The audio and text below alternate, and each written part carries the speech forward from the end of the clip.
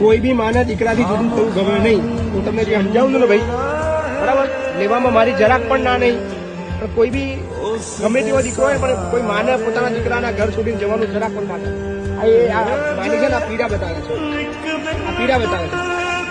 4 મહિનાથી હેરાન થાવ છું બાપુ, 4 મહિનાથી. મિત્રો તમે આ માનો હગો દીકરો માને વૃદ્ધાશ્રમમાં મૂકી એવો એક માને નો હાસવી હગો તમે.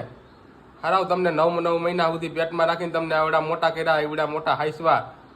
એ સમયે જન્મતા વખતે તને નાખ્યો એવો હતો ક્યાંક? હે પણ એ માં છે, માને પેટમાં ભરે દીકરાઓનું. તને જરાય નો પેટમાં પહેર્યું?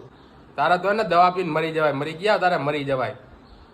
પાછા તો મિત્રો એ માં એમ કે છે કે બટા તું હાસવીને ઘરે જાજે. વિચાર કરો એ માને કેટલી વેદના છે, એનું દીકરાનું કેટલું પેટમાં ભરતું છે. મિત્રો તમે વિચાર કરો ખાલી. એ માં એમ કે છે કે તું હાસવીને બટા નિરાયતે ઘેરે જાજે. અને તારા જેવા હલકીના વનફેલના ક્યાંથી કુંજાણે આવી ગયા. એ માએ જન્મતા વેત તો તને નાખી દીધો હોત ને, ક્યાંક નાખી એવો હોત ને તો અટાણા નોબત જ ન આવત. તું એક માને નો હાસવી, તને જન્મ દેનારી માને. વિચાર તો કર, તને એવડો મોટો કર્યો. હારા હલકા સુધર, થોડોક સુધર. થોડુંક તો વિચાર કરી, મારી માં છે, મને જન્મ દેનારી મારી માં છે, એટલો તો વિચાર કર. ક્યાંથી ગુંજાણે ધોયડો આવ્યો. તારા જેવા જ મરી ગયા ને દવા પીને મરી જવાય. જીવવાનો તમારે હક જ નથી જરાય.